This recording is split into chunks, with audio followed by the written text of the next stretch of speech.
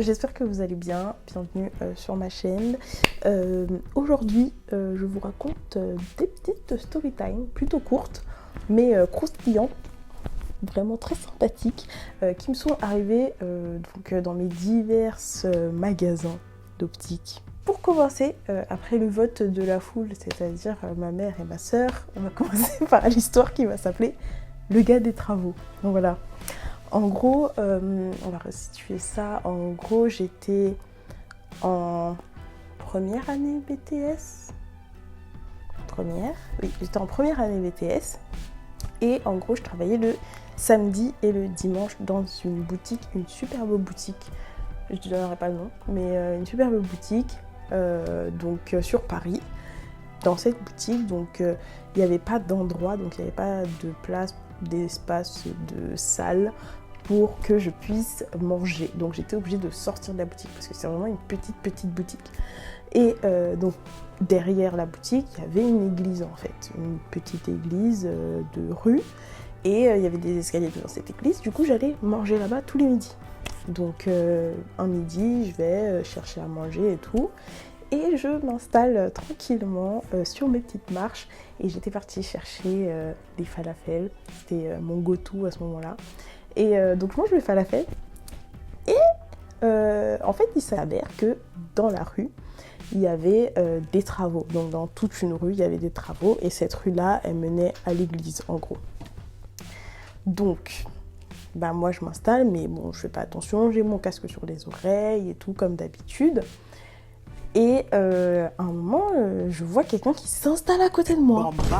Je ne calcule pas, il y a plein de monde autour qui sont en train de manger, je ne calcule pas trop, je suis en train de manger mon truc, j'ai une heure de pause, faut y aller vite, très vite.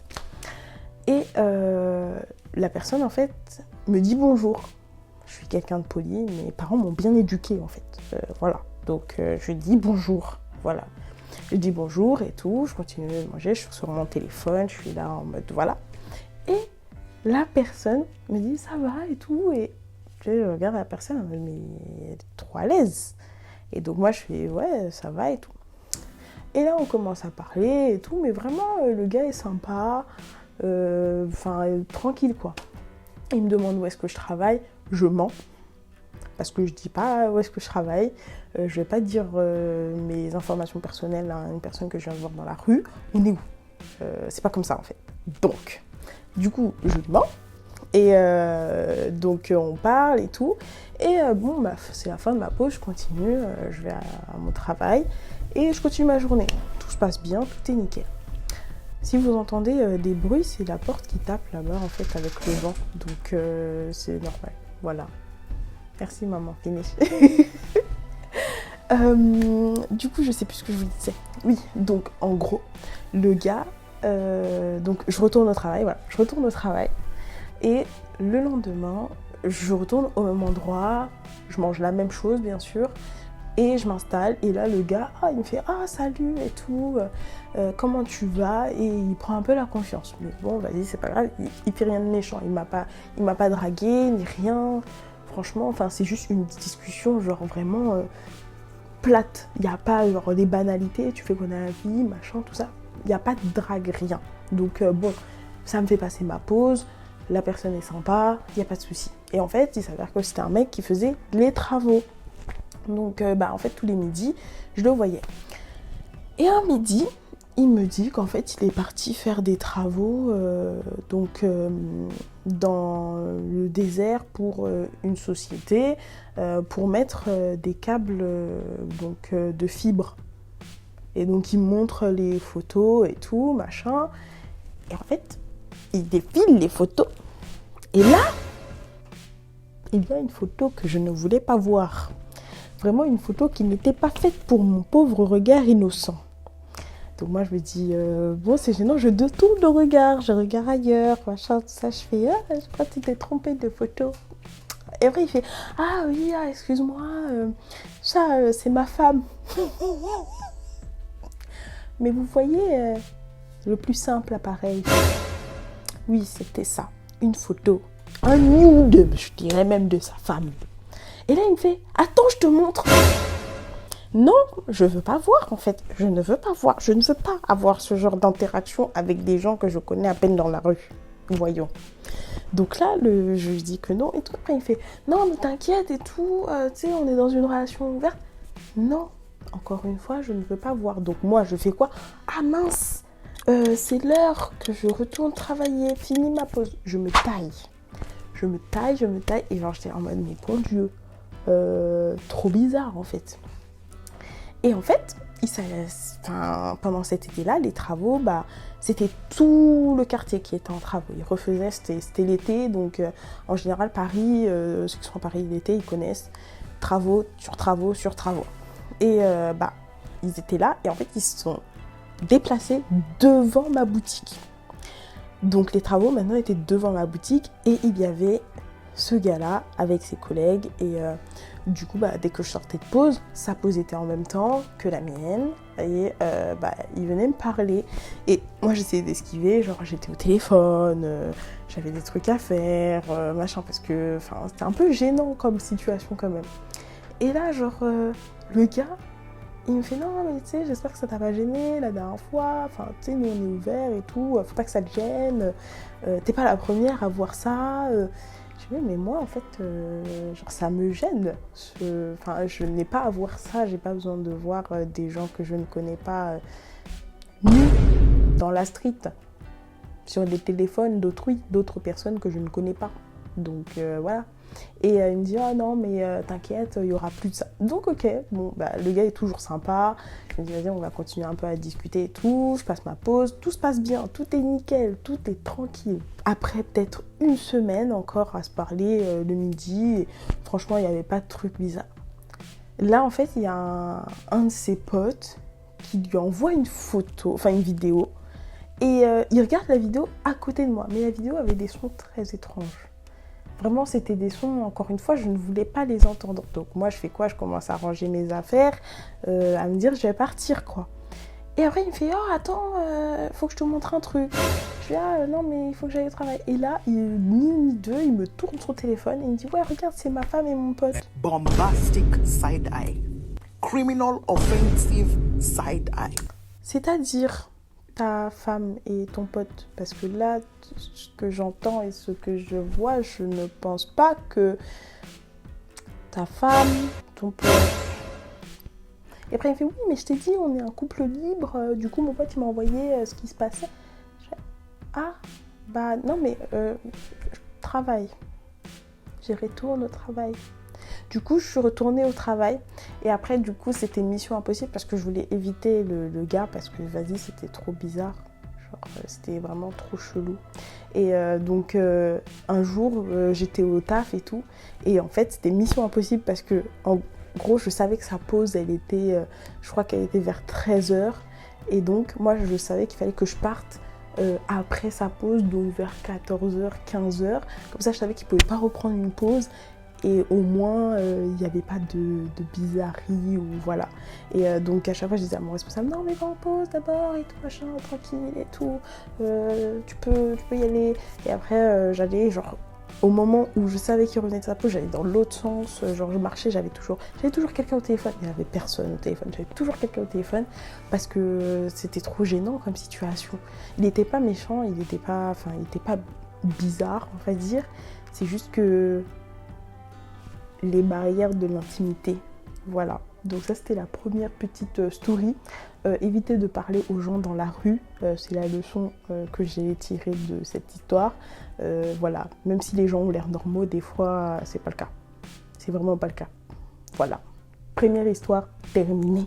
La deuxième histoire, on va l'appeler le pépé séducteur.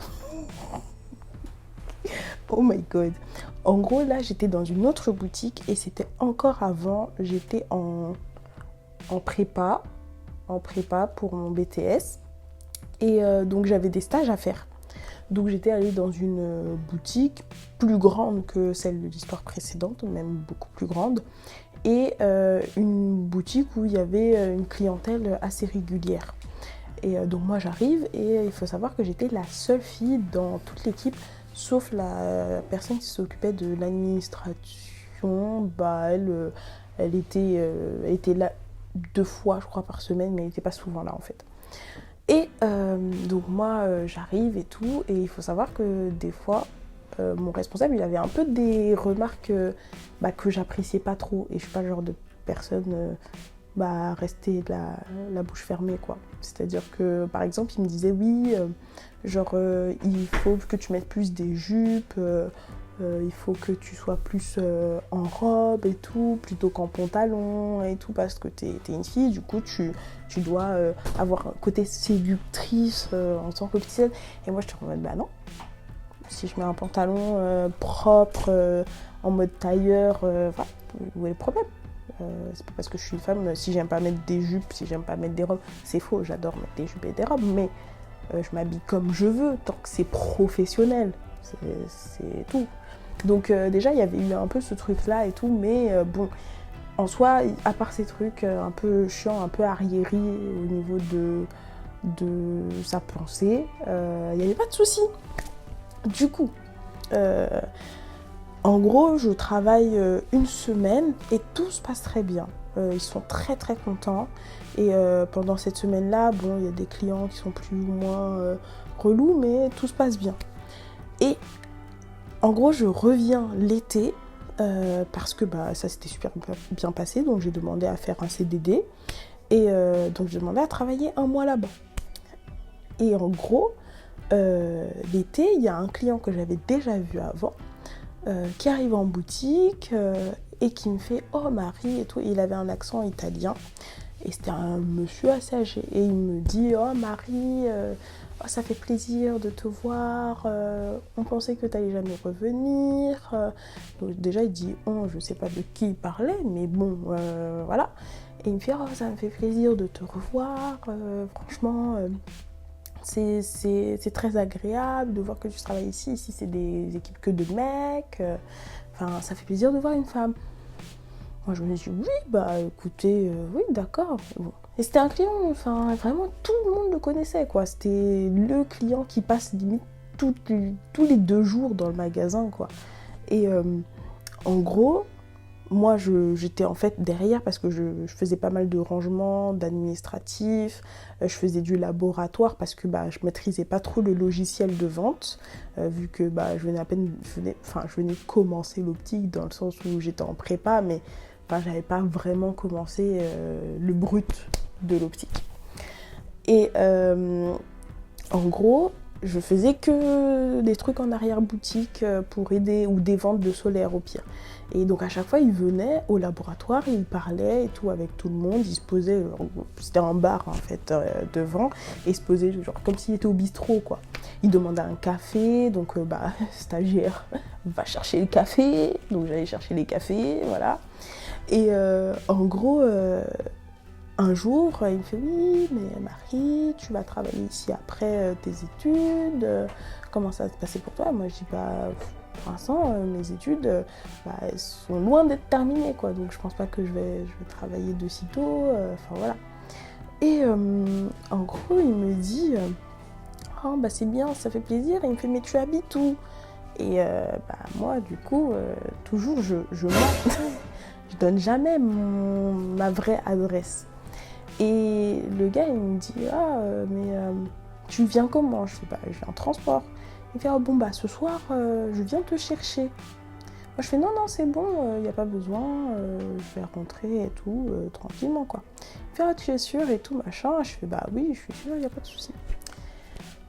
On passe un autre jour, 2 jours plus tard, il revient, il fait Marie, bon ce soir t'as pas le choix, je viens te chercher et tout et machin. Et je fais non mais pas de problème, en plus y a quelqu'un qui va venir me chercher ce soir. Et en plus c'était Anto qui venait me chercher parce qu'il venait en voiture. Donc en effet, Anto vient me chercher et en fait quand Anto vient me chercher, le monsieur était devant la boutique. Et je fais bonjour. Et après il me fait oui, je t'ai venu vérifier qu'on vient bien te chercher et tout. Comment ça, vérifier en fait? Il y a quelqu'un qui vient me chercher, j'aurais pas besoin de voir. Et après il voit du coup Anto et il dit et je vois que j'ai un rival. Ok, c'est bizarre, mais d'accord, ok. Et du coup, je fais haha et je m'en vais. Donc je pars et tout. Et un jour, comme ça, en fait, le magasin est fermé de 14h, non, de 12h30 à 14h. Et la plupart du temps, bah, moi, je mangeais dans le magasin ou alors j'allais manger à côté. Mais enfin, c'est rare que je rentrais parce que bah, c'était un petit peu loin, en gros. Un midi, je me suis dit, bon, bah, je vais aller chez ma mémé, qui est pas trop loin. Et je pars. Et le gars, je vois qu'il est devant le magasin. Il fait, ah, tu vas où et tout, machin. Et je fais, bah, je vais manger. C'est la pause, je vais manger. Et il me fait, non, bah, je t'invite. Je fais, ah non, désolé, je suis attendue, c'est pas possible. Il me fait, non, je t'invite et tout. Je fais, non, bah, non, parce que je peux pas. Et donc, du coup, je lui ai dit, non, mais là, on m'attend, j'ai pas beaucoup de temps de pause, je dois manger déjà avec ma grand-mère. Il fait, ah, mais t'as toujours un truc à faire et tout. Je fais, en fait, normal. Je veux dire, t'es pas dans ma vie, gars, en fait. Et à un moment, donc, il me dit, bon, bah, je te dépose. Je fais, bah non, j'ai pas besoin, genre, encore une fois, enfin, voilà. Donc, je réussis à esquiver encore le gars. Et l'après-midi, quand je reviens, il revient. Et en fait, il me claque la bise. Donc, il faut savoir, les gens,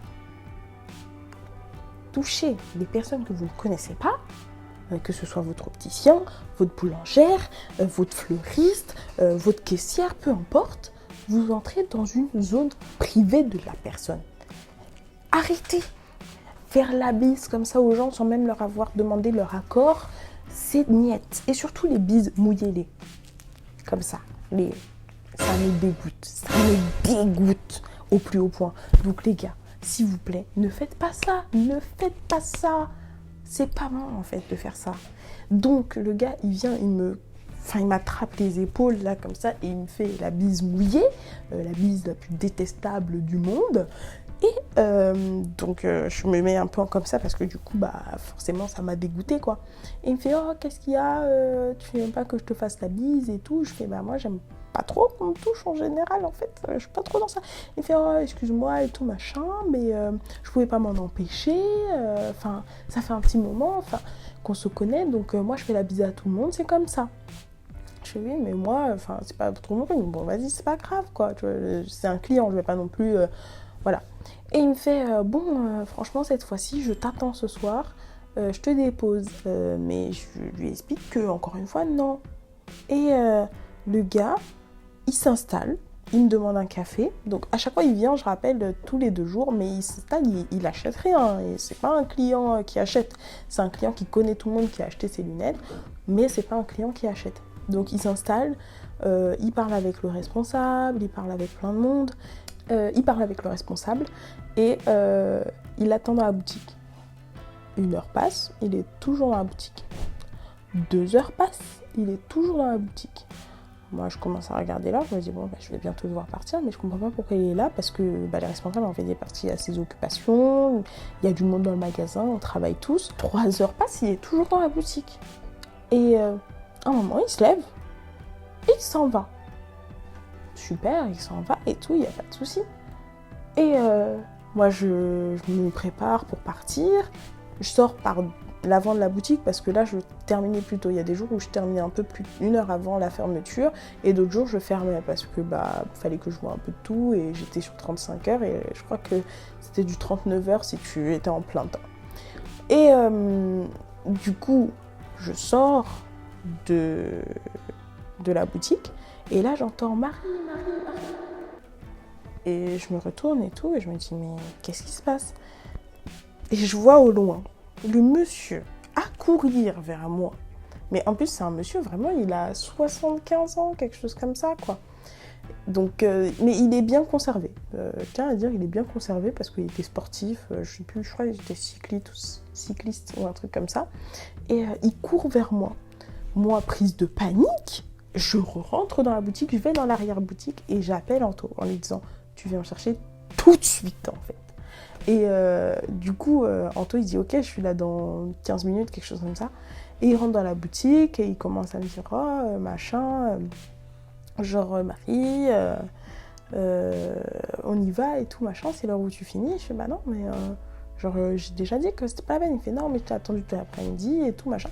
Et il commence à me parler et à me dire non, mais viens et tout. Et il tente un truc du style, il va me ramener, enfin, genre me prendre la main pour m'amener vers la voiture, enfin sortir du magasin. Donc moi, je recule et tout. Et genre, je dis non, mais en plus, faut que je fasse encore quelques trucs derrière. J'ai quelques rangements, j'ai oublié un truc et tout. Il y a quelqu'un qui va arriver et tout, machin.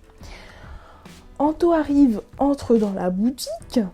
Il dit bon, vas-y, on y va et tout. Et donc là, il me prend par le bras et tout, et le monsieur s'en va. Et en gros, le lendemain, je vais voir mon responsable et je lui dis bah écoute, moi ça me gêne un peu et tout. Et mon responsable il me dit bah vas-y, je vais lui en parler. Mon responsable, je sais pas s'il lui en a parlé parce que après le client était toujours aussi à l'aise, mais il m'a jamais redemandé d'aller avec lui en voiture. Ce qui est très bizarre, je trouve, de demander d'aller en voiture à une jeune de... J'avais 20 ans. Non, j'avais pas 20 ans. J'avais 18 ans. J'avais 19 ans. Une jeune de 19 ans. Et un monsieur de 70 ans, il y a un problème quand même. C'est bizarre, je trouve. Moi, je trouve ça très étrange, en fait, de demander ça à des jeunes. Genre, ouais, viens dans ma voiture, je te ramène. Non, c'est non. Non merci en fait, j'ai pas besoin d'aller dans ta voiture, non, c'est pas mon délire, merci, au revoir, voilà, c'est pas la peine, en fait. C'est tout pour aujourd'hui, c'était mes 2 petites story time qui étaient plutôt courtes, je vous l'accorde, mais c'est juste histoire de vous raconter un petit peu des petites anecdotes. Donc sinon, je vous vois jeudi prochain, je vous fais de gros bisous, abonnez-vous à la chaîne, suivez-moi sur les différents réseaux qui vont s'afficher ici, comme d'habitude, et je vous dis bye bye.